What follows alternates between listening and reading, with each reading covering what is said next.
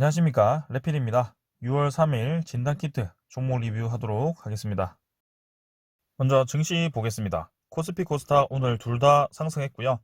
자, 드디어 이제 코스피가 고점 부근에서 외국인과 기관의 쌍매수가 들어오면서 수급도 좋게, 그 다음에 위치도 좋게 마무리를 했습니다. 자, 그래서 지금 고점에 이제 최상단까지 도달을 좀 했는데요. 오늘은 이제 공지에도 제가 말씀을 드렸지만 삼성전자와 같은 반도체 관련 종목들이 좀 강하게 움직였습니다. 그래서 역시 이 주식이라는 것은 수급이 돌고 도는구나 라는 생각을 다시 한번 했고요. 반도체 주식이 그간 이제 움직임이 좀 없다가 다시 한번 반도체 주식으로 수급이 좀 몰리면서 이렇게 상승이 나왔습니다. 자, 하지만 지금 증시 전체의 좀 분위기 자체는 막 좋은 건 아닌 것 같습니다. 지금 중국 증시라든지, 그 다음에 나머지 유럽 증시도 좀 하락을 좀 하고 있고요. 지수 선물 같은 경우도 다우존스, 나스닥 모두 하락을 하고 있습니다. 그래서 우리나라 증시도 글로벌 증시 트렌드를 따라간다면 내일 또 하락을 할 수 있는 상황인데요. 조금 이제 분위기 반전을 시키는 상황에서 이렇게 하락이 좀 나와가지고 아쉽긴 합니다. 자, 미국 10년물은 1.6% 그대로 유지를 좀 하고 있고요. 뭐 크게 의미는 없는 것 같습니다. 자, 그래서 지금 코스피 같은 경우는 내일 막 증시 분위기가 좋았다면 확실히 강하게 치고 나갈 수 있었는데요. 아직은 한번 꺾어줄지 아니면 내일 묻지마 상승이 다시 한번 나올지 한번 보도록 하겠습니다. 자, 주봉이 지금 위로 들면서 아직까지는 상승 추세가 꺾이지 않았다라는 것을 얘기를 하는 것 같고요. 크게 이제 횡보를 하거나 아니면 좀 하락 쪽에 이제 무게를 두기 시작을 했었는데 이렇게 이제 기관과 외국인이 다시 한번 이전에 1차, 2차 파동이었나요?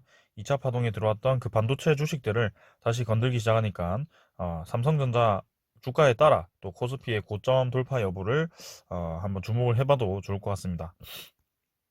자, 그래서 이렇게 월봉이 쭉쭉 올라갔고요. 개인적으로 이제 대형주들이 다시 한번 움직이지 않을까라는 생각을 해봅니다.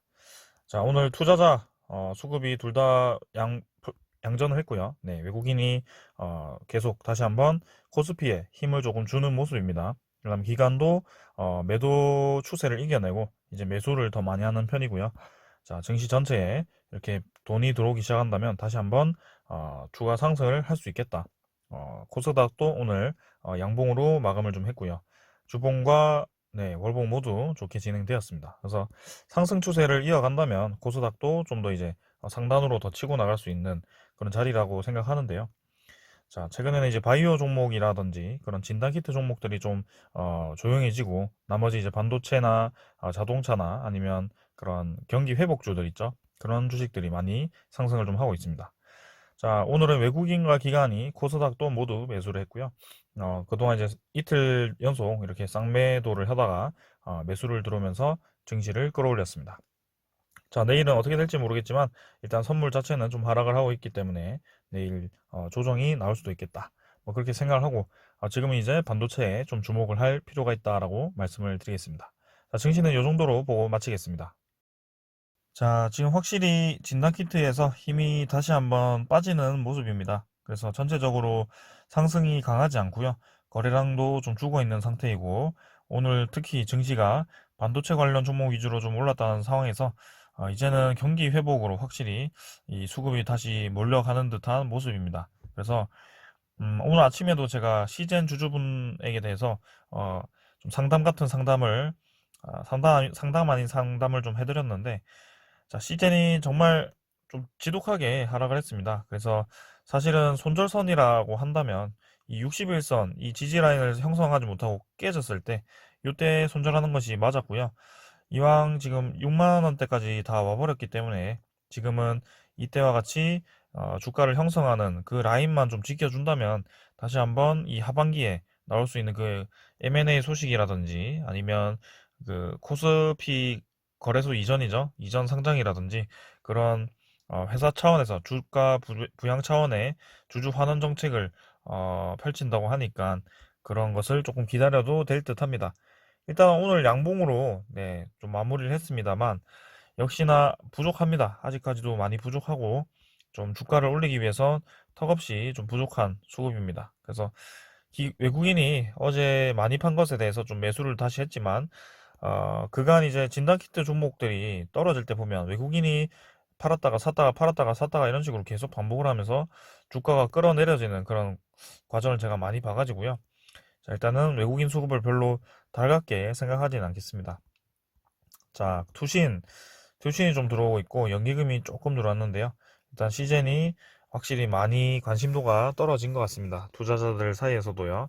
그래서 자, 지금 뭐 저점 라인 만약에 잡아드린다면 진짜 거의 뭐 다 내려왔기 때문에요. 지금 6만 원 선, 6만 1천 원 선까지도 깨진다면 저는 네, 시즌은 좀 어려울 수도 있겠다라는 생각이 듭니다. 근데 이제 진짜 거의 다 내려왔다고 생각하는데 계속해서 내려가니까 좀 당황스럽긴 합니다. 그래서 공매도에 의한 것인지 아니면 진짜 시즌이 성장성이 떨어진다라고 생각해서 이렇게 하락을 시키는 것인지 그동안 과대 낙폭에 대해서 좀 반등이 필요한 시점이 올 거라고 생각하는데요. 한번 좀 더 보겠습니다. 시즌은. 네. 그래서 주봉이나 월봉도 거의 내릴 대로 다 내렸고요. 자, 오늘 원래는 20 월봉선 지키면서 가야 되는데 이렇게 또 추가 하락이 나오면서 월봉상으로 거의 쌍바닥을 다질 수도 있습니다. 자, 그래서 6만 1천 원 라인까지 조금 이제 내릴 수도 있기 때문에 조금 조심스럽게 말씀을 드리겠습니다. 자, 그 다음은 랩지노믹스가 800원 하락을 했고요. 자, 랩지노믹스 이제 21선 뚫고 좀 올라갔다가 이틀 연속도 뭔가 조정을 좀 받았습니다.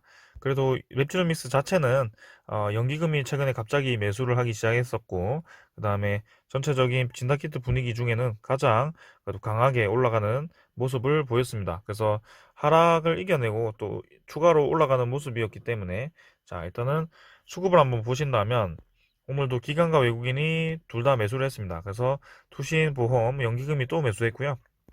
랩주노믹스를 좀 장기적인 관점에서 연기금이 꾸준히 매수를 들어오는 것 같습니다. 저는 그래서 랩주노믹스가 지금 코로나19 진단키트 이외에 뭔가 다른 호재가 있을 거라고 생각을 합니다.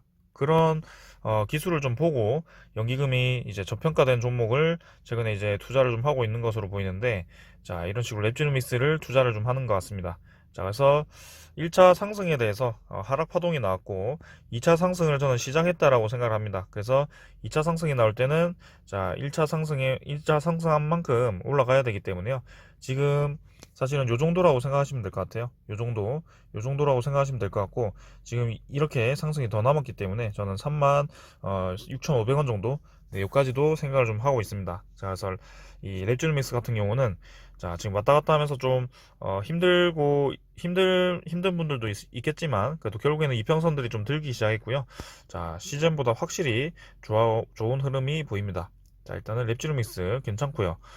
그 다음에 수젠텍입니다. 200원 하락해서 19,800원까지 하락을 했고요. 자, 이렇게 수전택도 마찬가지로 뭐 쉬지 않고 이렇게 떨어집니다. 61선 깨면서 2만원 깨졌고요. 자, 이렇게 양운 구름을 깨버리면서 하락을 시켰다는 점에서 자, 별로 좋아 보이지는 않습니다. 그래서 랩줄믹스와는 좀 다른 흐름을 이어가고 있고요. 121선 지켰습니다. 그래서 여기서는 이제 양봉으로 좀 올라가야 될 것 같고요. 자, 수젠택도 일단 23,670주 정도 외국인이 매수했지만 크게 의미 없고요. 자, 최근에 이제 진단키트가 약세를 보이다 보니 수젠텍도 좀 힘없이 떨어지는 모습입니다. 다음 PCL이고요. PCL은 52,600원. 네, 그래서 올라갈 듯 하면서 자, 61선 근처에서 이렇게 왔다 갔다 하는 모습이고요. 자, 양운선 디디면서 네, 이렇게 반등을 좀 하는 모습이고요.